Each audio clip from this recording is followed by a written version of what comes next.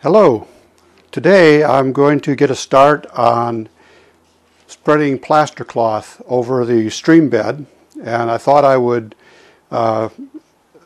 share with you a video just of the first little bit of this to give you an idea of how this is done, what the technique is, and actually how simple it is to use this product and to get the effect that you're looking for. The plaster cloth that I'm using I bought in a triple roll size, 8 inches by 15 yards, and it's seemed like an awfully lot when I bought it, but I have to tell you that I also seem to go through it fairly quickly. I'm going to sort of measure out approximately what I'm going to need by laying it over this opening, and then I will cut it off with the scissors, and after that I will start in to applying it. Applying it includes or requires wetting it, and so we'll wet it in this pan of water before we get started. The plaster cloth itself is basically like a cheesecloth that's embedded with a plaster product. And once you put this in place, you can make some adjustments in the first little bit, but not for too long because it'll start to set up fairly quickly. So I'm putting it down into the water course that's going to end at this point, and I'm overlapping the sides here, and then I'm going to get it firmly in place, and I'm going to use my fingers. I'm wearing a pair of gloves here, nitrile gloves, to keep from getting the plaster into my fingers too much. I'm going to use my fingers to smooth it down, and that as you smooth it down, it adheres to the plaster cloth that's adjoining it and to the foam that's underneath it. Once we have this first piece in place, we'll continue on with the rest of the water course.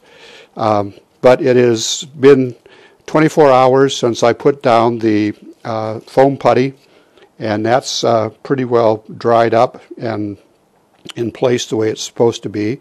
So now putting in the plaster cloth is the next step in that process.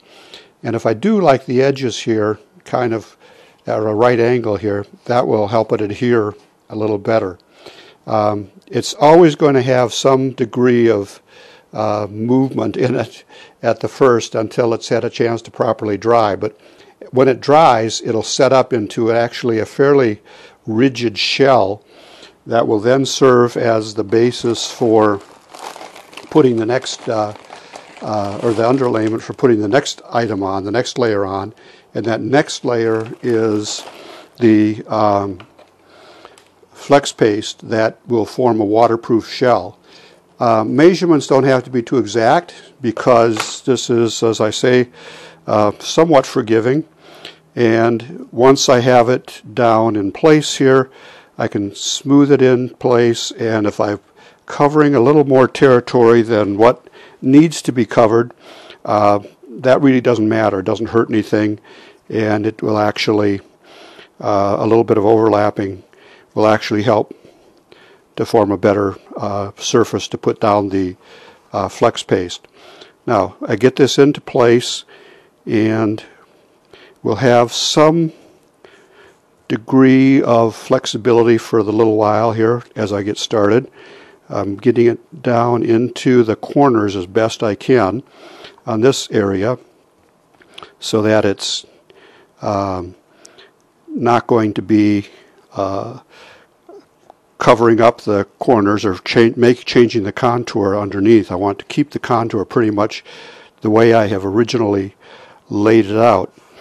And once I have this in place, I'm going to be letting it dry overnight, and that will give me the underlayment that I need to put down the flex paste, which will form the waterproof shell for my stream.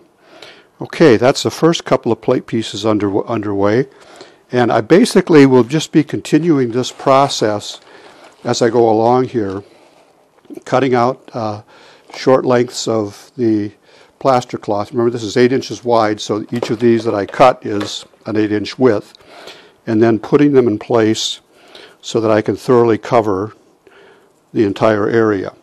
And again, some degree of overlap between the sheets is actually a good idea. You only need to really put them in this water basin for a very short time. They get wet very quickly. It wets through very, very quickly, and then you're in a position to start laying it down and smoothing it out. Here I'm coming around a corner, and at this corner I want to make sure that I have this plaster cloth up against the sides of the watercourse. So that's going to do a little bit of extra smoothing on that to make sure it stays there against the side and against the corner without bulging out or without coming out. And that's a little bit hard because it's sticky, so it wants to stick to my hand and it wants to come back out again when I move my hand out of the way. So there we are. We're making progress, and I just need to complete this process now for the whole length of the watercourse.